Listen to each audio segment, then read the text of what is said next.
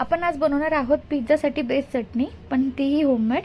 So त्यासाठी मी घेतले 2 बारीक टोमॅटो, 1 मोठा कांदा, चिंच आणि लाल मिरची. याला आपण 3 शिट्ट्या देऊन शिजवून घेणार आहोत. मी 1 ग्लास पाणी घातलं होतं. हे या पद्धतीने मऊ झालं तर इट्स गुड.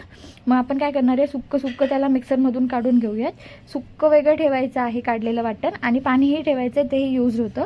फोडणी देताना आपण बारीक लसूण घालून घेऊयात आणि चवीपुरतं तिखट टाकायचं त्यात, आणि सुक्कं वाटण टाकून घ्यायचं. ते चांगलं शिजल्यानंतर थोडंसं त्यात पाणी घालायचं जे आपलं उरलेलं होतं. त्यात चवीपुरतं मीठ, साखर आणि लिंबूसत घालून घ्या. बट मला असं म्हणायचं, ज्याला आवडत नाही आंबट त्याने लिंबू नाही टाकलं तरी चालेल.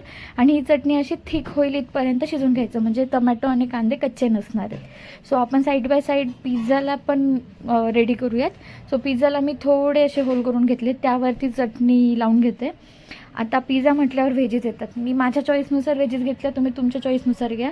मी घेतले होते टोमॅटो, कॅप्सिकम आणि कॉर्न आणि कांदा.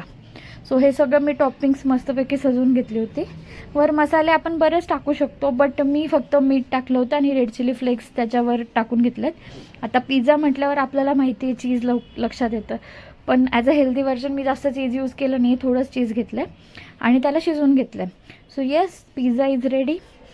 खाणाराही रेडी. तुम्हीही ट्राय करा आणि सांगा नक्की कसा होतो आहे.